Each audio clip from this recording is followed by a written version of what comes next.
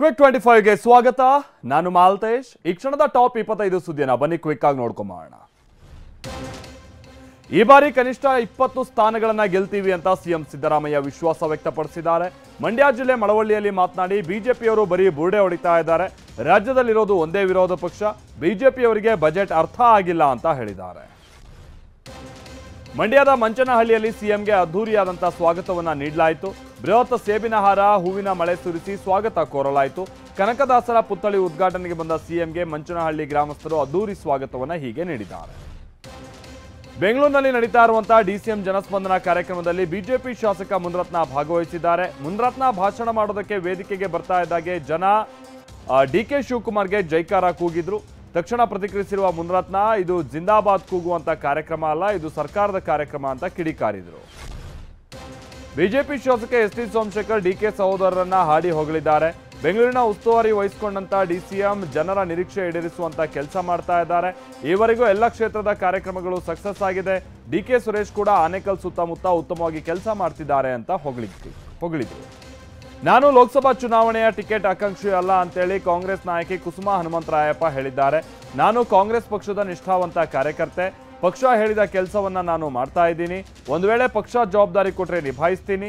R ನಗರ ಹಾಗೆ ಗ್ರಾಮಾಂತರ ಭಾಗದಲ್ಲಿ ಕೆಲಸ ಮಾಡ್ತಿದ್ದೀನಿ ಅಂತ ಹೇಳಿದ್ದಾರೆ. ಗೃಹ ಸಚಿವ ಅಮಿತ್ ಶಾ ಇಂಡಿಯಾ ಮೈತ್ರಿಕೂಟವನ್ನ ಕೌರವರಿಗೆ ಹೋಲಿಸಿದ್ದಾರೆ. ದೆಹಲಿಯಲ್ಲಿನ ಬಿಜೆಪಿ ರಾಷ್ಟ್ರೀಯ ಮಂಡಳಿ ಸಭೆಯಲ್ಲಿ ಈ ಬಗ್ಗೆ ಮಾತನಾಡಿದ್ದಾರೆ.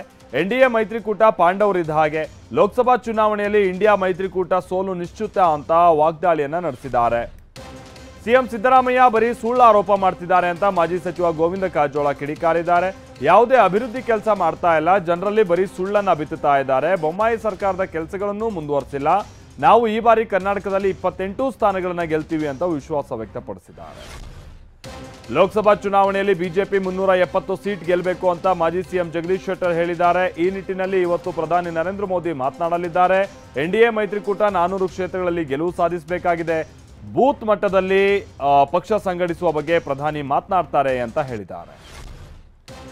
ಕಾಲುವೆಗಳಿಗೆ ನೀರು ಹರಿಸುವಂತೆ ಆಗ್ರಹಿಸಿ ರೈತರು ಪ್ರತಿಭಟನೆ ನಡೆಸಿದ್ದಾರೆ. ವಿಜಯಪುರ ಜಿಲ್ಲೆ ದೇವರಹಿಪ್ಪರಗಿ ತಾಲೂಕಿನ ರೈತರು ಹೀಗೆ ಹೋರಾಟವನ್ನ ನಡೆಸಿದ್ದಾರೆ. ತಾಲೂಕಿನ ಅನೇಕ ಕೆರೆಗಳು ಬರಿದಾಗಿದ್ದು ರೈತರು ಜಾನುವಾರುಗಳೊಂದಿಗೆ ಬಂದು ಧರಣಿಯನ್ನ ಕೂತಿದ್ದಾರೆ. ನಾಗ್ಠಾಣ ಉಪಕಾಲುವೆಗೆ ಕೂಡಲೇ ನೀರು ಹರಿಸಬೇಕು ಅಂತ ಮನವಿ ಮಾಡಿದ್ದಾರೆ. ರಾಯಚೂರಿನಲ್ಲಿ ಭೀಕರ ರಸ್ತೆ ಅಪಘಾತಕ್ಕೆ 2 ಮೃತಪಟ್ಟಿದ್ದಾರೆ. ಕಸಬೆ ಕ್ಯಾಂಪ್ ಬಳಿ ಖಾಸಗಿ ಬಸ್ ಹಾಗೆ ಇನೋವಾ ಕಾರಿನ ನಡುವೆ ಡಿಕ್ಕಿ ಸಂಭವಿಸಿದೆ. ಕಾರಿನಲ್ಲಿದ್ದಂಥ 7 ಜನರ ಪೈಕಿ 2 ಸ್ಥಳದಲ್ಲೇ ಮೃತಪಟ್ಟಿದ್ದಾರೆ. ಮಾರಿಯಾ, ಗೀತಾ ಹಾಗೆ ಅಮಲ್ ಪಾಲ್ ಜೊತೆಗೆ ಮೃತಪಟ್ಟಂತವರು, ಜೊತೆಗೆ ಹಲವು ಮಂದಿ ಬಹಳ ಗಂಭೀರವಾಗಿ ಗಾಯಗೊಂಡಿದ್ದು ರಿಮ್ಸ್ ಆಸ್ಪತ್ರೆಗೆ ದಾಖಲಿಸಲಾಗಿದೆ. ಹೊಸಕೋಟೆಯಲ್ಲಿ ಅಕ್ರಮವಾಗಿ ರಕ್ತಚಂದನ ಸಂಗ್ರಹಿಸಿಟ್ಟಿದ್ದಂಥ ಸ್ಥಳದ ಮೇಲೆ ಪೊಲೀಸರು ದಾಳಿ ನಡೆಸಿದ್ದಾರೆ. ತಿಮ್ಮಸಂದ್ರ ಗ್ರಾಮದ ಶೆಡ್ ಒಂದರಲ್ಲಿ ರಕ್ತಚಂದನವನ್ನು ದಾಸ್ತಾನು ಮಾಡಲಾಗಿತ್ತು. 26 ಲಕ್ಷ ರೂಪಾಯಿ ಮೌಲ್ಯದ 882 ಕೆಜಿ ತೂಕದ 30 ರಕ್ತಚಂದನದ ತುಂಡುಗಳನ್ನು ಪೊಲೀಸರು ವಶಪಡಿಸಿಕೊಂಡಿದ್ದಾರೆ. ಈ ಬಗ್ಗೆ ಸೂಲಿಬೆಲೆ ಠಾಣೆಯಲ್ಲಿ ಪ್ರಕರಣ ದಾಖಲಾಗಿದೆ. ಕುಡಿಯೋ ನೀರು ಪೂರೈಕೆ ಹಾಗೆ ಗೋಶಾಲೆ ಆರಂಭಕ್ಕೆ ಆಗ್ರಹಿಸಿ ಪ್ರತಿಭಟನೆ ನಡೆಸಲಾಗಿದೆ. ದಾವಣಗೆರೆ ಜಿಲ್ಲೆ ಜಗಳೂರು ಪಟ್ಟಣದಲ್ಲಿ ರಾಜ್ಯ ರೈತ ಸಂಘದ ಕಾರ್ಯಕರ್ತರು ಧರಣಿಯನ್ನ ನಡೆಸಿದ್ದಾರೆ. ಧರಣಿ ನಿರತರ ಸ್ಥಳಕ್ಕೆ ಭೇಟಿ ನೀಡಿದಂಥ ಶಾಸಕ ಬಿ ದೇವೇಂದ್ರಪ್ಪ ರೈತರ ಜೊತೆಗೆ ಚರ್ಚಿಸಿದ್ರು. ನೀರು ಪೂರೈಕೆ ಮಾಡುವಂತೆ ಅಧಿಕಾರಿಗಳಿಗೆ ಸೂಚನೆಯನ್ನ ಕೊಟ್ಟಿದ್ದಾರೆ. ಕೋಲಾರದಲ್ಲಿ ಮಾದಕ ವಸ್ತು ವಿರೋಧಿ ಜಾಗೃತಿ ಜಾಥಾವನ್ನ ಮಾಡಲಾಯಿತು. ಪುಟಾಣಿ ಮಕ್ಕಳಿಂದ ಜಾಗೃತಿ ಅಭಿಯಾನವನ್ನ ನಡೆಸಲಾಗಿದೆ. ನಗರದೆಲ್ಲೆಡೆ ಸ್ಕೇಟಿಂಗ್ ಮಾಡೋ ಮುಖೇನವಾಗಿ ಜಾಗೃತಿ ಮೂಡಿಸಿದ್ದಾರೆ. ಸರ್ ಎಂ ವಿಶ್ವೇಶ್ವರಯ್ಯ ಶಾಲೆ ಈ ಕಾರ್ಯಕ್ರಮವನ್ನು ಆಯೋಜನೆ ಮಾಡಿತ್ತು. ಹಾಸ್ಟೆಲ್ ಅಡುಗೆ ಸಿಬ್ಬಂದಿಯನ್ನ ಏಕಾಏಕಿ ಕೆಲಸದಿಂದ ತೆಗೆದುಹಾಕಿರುವಂತಹ ಆರೋಪ ಕೇಳಿಬಂದಿದೆ. ತುಮಕೂರಿನ ಸಿದ್ಧಗಂಗಾ ತಾಂತ್ರಿಕ ಮಹಾವಿದ್ಯಾಲಯದಲ್ಲಿ ಘಟನೆ ನಡೆದಿದೆ. ಕಾಲೇಜು ಆಡಳಿತ ಮಂಡಳಿ ಅಡುಗೆ ಸಿಬ್ಬಂದಿಯನ್ನ ಗೇಟಿನ ಹೊರಗೆ ನಿಲ್ಲಿಸಿಬಿಟ್ಟಿದೆಯಂತೆ. ಹಲವು ವರ್ಷಗಳಿಂದ ಕೆಲಸ ಮಾಡ್ತಾ ಇರುವಂತಹ ಸಿಬ್ಬಂದಿ ಆಡಳಿತ ಮಂಡಳಿಯ ಇಂತಹ ದಿಢೀರ್ ನಡೆಗೆ ಬೇಸರವನ್ನ ಹೊರಹಾಕಿದ್ದಾರೆ. ಕೃಷಿ ಪರಿಕರಗಳನ್ನು ಕಾಳಸಂತೆಯಲ್ಲಿ ಮಾರಿದಂತ ಆರೋಪದ ಮೇಲೆ ಯಡ್ರಾಮಿ ರೈತ ಸಂಪರ್ಕ ಕೇಂದ್ರದ ಅಧಿಕಾರಿ ಸಸ್ಪೆಂಡ್ ಆಗಿದ್ದಾರೆ. ಕಲಬುರಗಿ ಜಂಟಿ ಕೃಷಿ ನಿರ್ದೇಶಕರು ಅಮಾನತು ಆದೇಶವನ್ನ ಹೊರಡಿಸಿದ್ದಾರೆ. ಅಧಿಕಾರಿ ಶಾಂತಗೌಡ ಟ್ರ್ಯಾಕ್ಟರ್ನಲ್ಲಿ ಅಕ್ರಮವಾಗಿ ಕೃಷಿ ಪರಿಕರಗಳನ್ನು ಸಾಗಿಸ್ತಾ ಇದ್ದ ವೇಳೆ ಗ್ರಾಮಸ್ಥರೇ ಆತನನ್ನ ಹಿಡಿದು ಪೊಲೀಸರಿಗೆ ಒಪ್ಪಿಸಿದ್ದರು.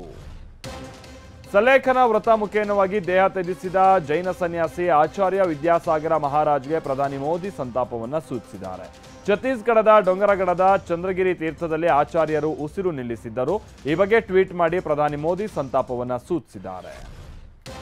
ಕೇಂದ್ರದ ವಿರುದ್ಧ ರೈತರು ನಡೆಸ್ತಾ ಇರುವಂತಹ ಹೋರಾಟ ಇವತ್ತು 6ನೇ ದಿನಕ್ಕೆ ಕಾಲಿಟ್ಟಿದೆ. ಈ ಬಗ್ಗೆ ಪಂಜಾಬ್ ಕಿಸಾನ್ ಮಜ್ದೂರ್ ಸಮಿತಿಯ ಸರ್ವಣ ಸಿಂಗ್ ಮಾಹಿತಿಯನ್ನ ನೀಡಿದ್ದಾರೆ. ಶಂಭು ಗಡಿಯಲ್ಲಿ ಇದು ನಮ್ಮ 6ನೇ ದಿನದ ಹೋರಾಟ. ನಾವು ಇವತ್ತು ಸಹ ಸರ್ಕಾರದೊಂದಿಗೆ ಮಾತುಕತೆಯನ್ನ ನಡೆಸ್ತಾ ಇದ್ದೀವಿ ಅಂತ ಹೇಳಿದ್ದಾರೆ. ರೈತ ಹೋರಾಟಗಾರರು ಮತ್ತು ಕೇಂದ್ರ ಸರ್ಕಾರದ ನಡುವೆ ಇವತ್ತು 4ನೇ ಸುತ್ತಿನ ಮಾತುಕತೆ ನಡೆಯಲಿದೆ. ಫೆಬ್ರವರಿ 8, 12 ಹಾಗೆ 15ನೇ ತಾರೀಕು 3 ಸಭೆಗಳು ನಡೆದಿದ್ವು. ಕೇಂದ್ರ ಸಚಿವರ ಸಮಿತಿಯ ಮಾತುಕತೆ ಫಲಪ್ರದ ಆಗಿರಲಿಲ್ಲ. ಹೀಗಾಗಿ ಇಂದಿನ ಸಭೆ ಮಹತ್ವವನ್ನ ಪಡೆದುಕೊಂಡಿದೆ. ಕೇಂದ್ರ ಸಮಿತಿ ಇವತ್ತು ಸಂಜೆ 6 ಗಂಟೆಗೆ ಚಂಡೀಗಢದಲ್ಲಿ ರೈತ ಮುಖಂಡರನ್ನ ಭೇಟಿ ಮಾಡಲಿದ್ದಾರೆ. ಒಡಿಶಾದ ಮಹಿಳೆಯೊಬ್ಬರು 14 ವರ್ಷದಲ್ಲಿ 40,000ಕ್ಕೂ ಹೆಚ್ಚು ಶವ ಸಂಸ್ಕಾರ ಮಾಡಿದ್ದಾರೆ.